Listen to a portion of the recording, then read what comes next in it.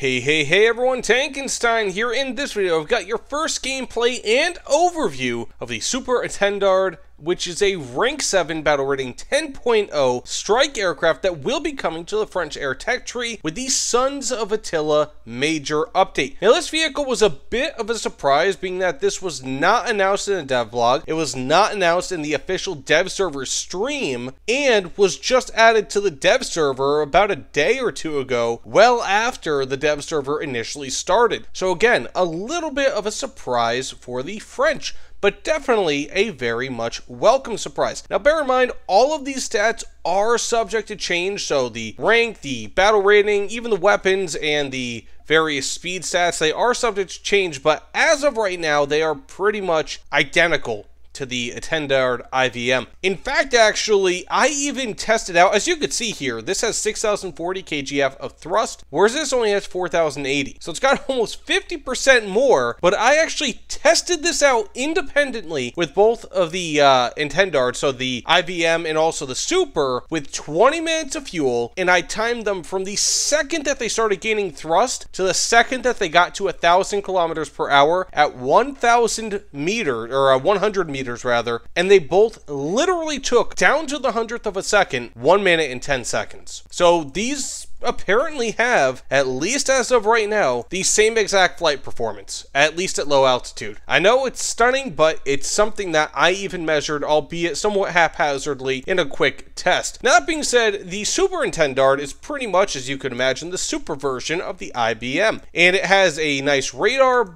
but doesn't have any sort of secondary weapons that really can take advantage of it. Now, it does have the R550 Magic 1s, which are fantastic for rear aspect missiles. These are some of the best in War Thunder at this BR. I really like them. Plus, you also have a nice suite of ground ordnance. As you can see here, you can even equip both the Magic R550 Magic 1s and 4 GBU-12s, which is a really nice thing to have. And you can even have an Atlas 2 targeting pod, plus flares and chaff, 252 of them. So at rank 7, battle rating 10.0, this is actually pretty competent. In contrast, what we have here in the, we only have AIM-9Bs, you have optional 30mm cannons, whereas in the, at least currently, the Super variant, they're not optional. They are just in the plane, which is, again, really nice. So this seems like a pretty damn decent upgrade, I would say. You can carry, again, a really nice amount of ordnance, nothing groundbreaking. I don't think that this will destroy a base, but we could certainly try. But again, very nice, and it does have ballistic computers, which is really nice. So that being said, let's go ahead, see what we could do here, see what this vehicle is capable of. Bear in mind, again, this is the dev server, so you know, I'm at 10.0 BR. Pretty much everyone that I will be facing will be at like 11.0 plus. So I'll probably get gobsmacked here, but we'll have to wait and see exactly what happens. Also, I do have the AV8B plus gameplay. I'll try to link that down below. That was another surprise vehicle. That said, let's get into it. Okay, so here we are with the Super Etendard, or however you pronounce it. And in the intro, I did say the IVM. Really, it's the 4M. My apologies for that. I don't really know why I didn't put that together initially. I'd had a brain fart. Maybe it's because it's a little bit early in the morning. So that being said, let's go ahead and drop some bombs on this invisible base in the new map. As you can see, I can drop at 1 Mach, which is pretty nice. Now, that also brings up another interesting point.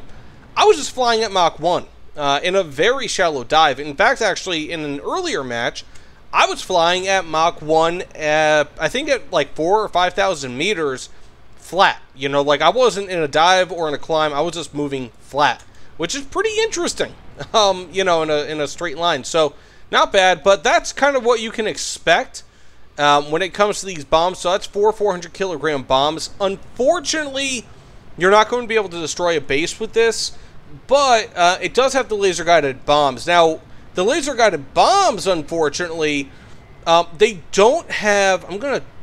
Can I even go for this KI-200? Or is he going to be fired at? You know, I'm going to go fire at him. But unfortunately, when you mount the laser-guided bombs, they do require the Atlas pod underneath. which takes up the spot of the 400 kilogram bombs, which I had underneath there. So even though the laser guided bombs actually have a superior explosive to weight ratio compared to the 400 kilogram bombs that you see typically with the French, it just wasn't quite worth it, especially when you're trying to do like quick actions in air RB. You know, in ground RB, you typically need to be much more precise. Thankfully, you do have, again, the ballistics computer, so it doesn't really, again, matter much at all when it comes to air RB. But in ground RB, you need to be much more precise, which is where those laser-guided bombs come in. And you know what? Even after this, I'll try to do a quick laser-guided bomb showing. But as you can see, I'm pretty much only facing bots. And these bots have actually gotten a lot better since the last update. So I really don't know, especially with my ally gone, I'll probably be ganged up on by a bunch of these bots and killed, quite honestly, unfortunately. So let's go ahead and launch on that F-86F from a range and see if I can hit him. And I can! Very nice. So we have this one right here. I can miss him. And I hit him. Very nice. Now I only have a few hundred rounds left. Put that air brake on. And I can miss a whole bunch and make myself look like a fool. Now I do have a bunch of flares left, which is very nice. Don't really know how useful that is. But as you can see, flares, chaff, they both work very well. You do get a lot of those here. So I'm just going to go ahead and just kind of have a death run here because of how it is. Now, when it comes to overall performance, again, this is more or less identical to the Etendard IVM. So it's not really all too much different. Performance is about the same. It's got decent enough turning performance. The missiles are obviously very good. The only thing I could foresee is that this might have a difficult time getting into position to fire those missiles, being that they are rear aspect only, which really sucks. So that being said, it looks like we've dominated the enemy team. Let's go ahead and just do a real quick test in test drive of the laser-guided munitions, see how those work, but otherwise, not too terrible, but we'll have to wait and see how this is in the live server. Now, unfortunately, I think I may have misspoken in the intro. This does not have a ballistics computer for rockets. So I do have the flechette rockets on here, the multi-darts. So let's see what we could do. Now, these do not destroy via high explosives, so you pretty much have to have a direct hit, which without a ballistics computer is going to suck. But let's see if we can do it.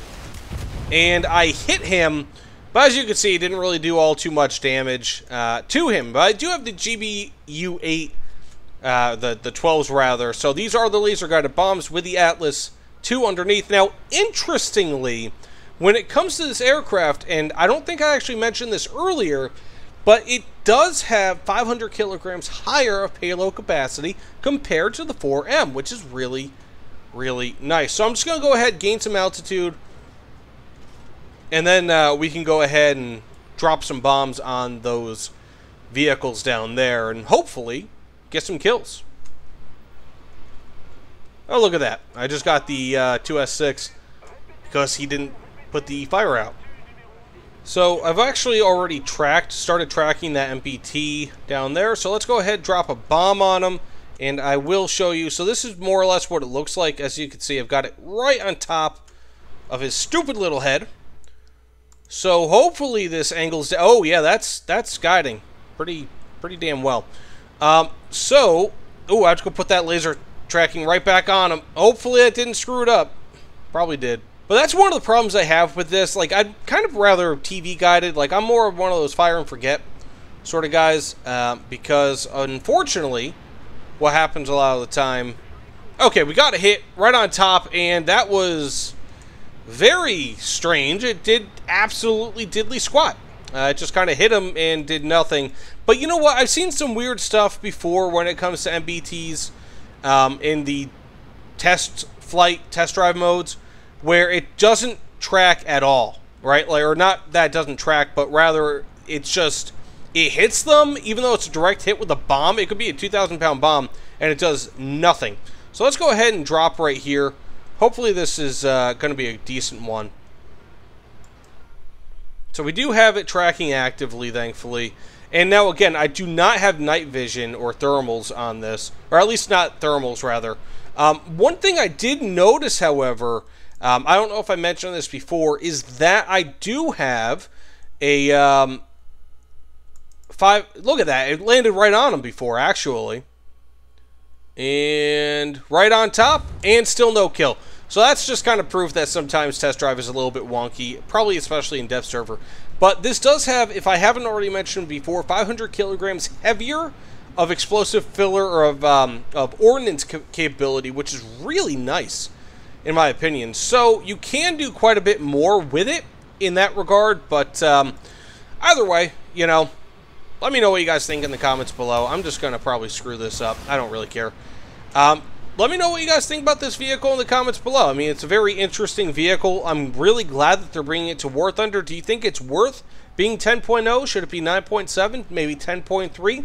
Time will tell. But I think that this is another one of those vehicles that they're adding to War Thunder that will be great when it comes to close air support, but decent when it comes to anti or air RB. But if nothing else, I mean, hey, at least this vehicle has the capability of having tons of flare, so maybe that'll help quite a bit. But either way, thanks again, and I'll see you all on the other side. Take care, everyone.